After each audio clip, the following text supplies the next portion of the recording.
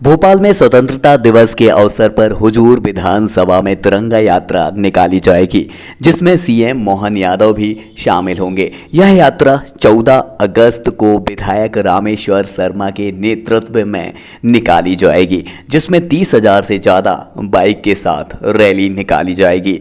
तिरंगा यात्रा में पुलिस बैंड भी शामिल होगा। वहीं 65 से 70,000 देशभक्त नागरिकों के शामिल होने की संभावना है। बताया जाता है कि यह यात्रा 30 किलोमीटर लंबी निकाली जाएगी, जिसमें देशभक्तों पर जगह जगह फूलों की बारिश की जाएगी। आप सबको वंदे मातरम। 14 अगस्त को कर्मश्री संस्था एक विशाल तिरंगा यात्रा निकालती है।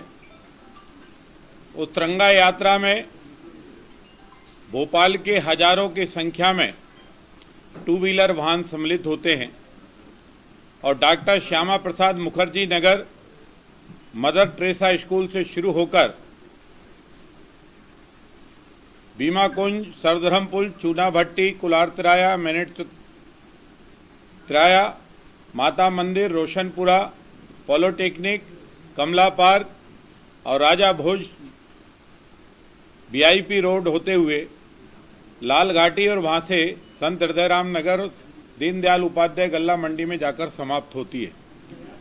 ये यात्रा भारत के प्रधानमंत्री आदरणीय नरेंद्र मोदी जी ने हम सबको एक सौभाग्य की दिया है, क्योंकि पहले राष्ट्रीय ध्वज केवल सरकारी इमारतों पर और मंत्रियों के बंगले पर और गाड़ियों पर लगा करता था। लेकिन भारत में एक बात ये भी तय हुई कि भारत के जनमानस का राष्ट्रीय ध्वज है, इसलिए भारत के हर घर पर तिरंगा हो, और इसलिए घर घर तिरंगा, हर घर तिरंगा, इस अभियान के तहत जो माननीय प्रधानमंत्री जी ने आह्वान किया है, देश भर में ये अभियान बहुत तेजी से चल रहा है। हम भोपाल के अंदर भी सभी घरों पर नागरिकों के अपील के साथ झंडे को अधिकतर घरों तक पहुंचाने का, और जिनको जरूरत होती है वो उनको स्थल भी बता देते हैं। एक तिरंगा अभियान, घर घर तिरंगे लगाने का अभियान भी किया जाता है।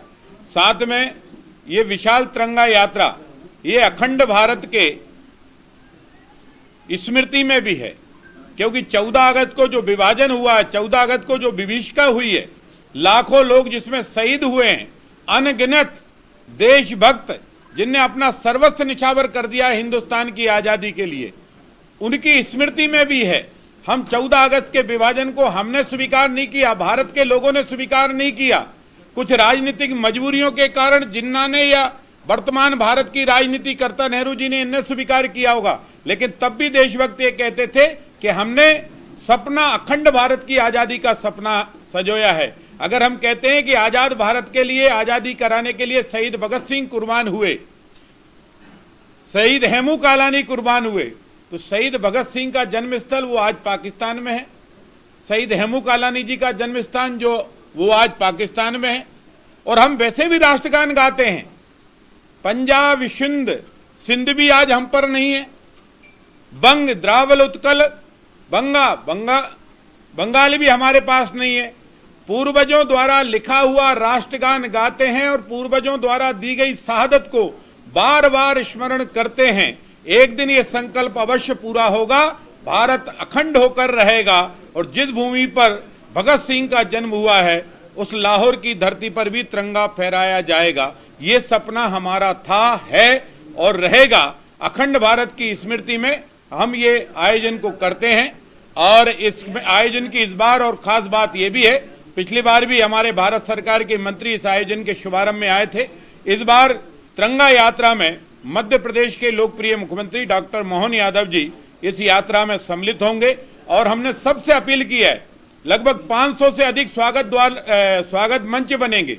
व्यापारी संघ बना रहे हैं, जगह जगह जो कॉलोनी मोहल्ला समिति हैं वो बना रहे हैं, नागरिक बना रहे हैं, स्कूल, कॉलेज, छात्र, सभी को आह्वान किया है कि ये तिरंगा किसी एक का नहीं है, ये राजनीतिक दल से ऊपर उठकर सोचो। ये तिरंगा हमारी शान है, हमारी पहचान है और हमारी जान है, और पूर्वजों ने जो हमें दिया है उसको बनाकर रखना ये हमारा संकल्प है। इस संकल्प को लेकर ये तिरंगा यात्रा है। इस तिरंगा यात्रा को आपके माध्यम से हम जन जन तक पहुंचाने की अपील करते हैं और सबसे प्रार्थना करते हैं कि अपने घर पर तिरंगा जरूर लगाएं, और हो सके तिरंगा यात्रा में अगर गाड़ी लेकर सम्मिलित, टू व्हीलर लेकर सम्मिलित नहीं हो सकते तो कोई बात नहीं, जहां से तिरंगा निकले वहां खड़े होकर, और नहीं तो अपनी छत पर खड़े होकर हम आपको देखें, आप हमको देखें, पर दोनों हाथ जब देखें तो एक दूसरे के हाथ में तिरंगा देखें, हर हाथ में तिरंगा हो, ये भारत के नागरिकों को करना है। हम सबके अपने पर्वों से बड़ा पर्व है राष्ट्रीय पर्व, और वो है हमारे आजादी का पर्व 15 अगस्त स्वतंत्रता दिवस।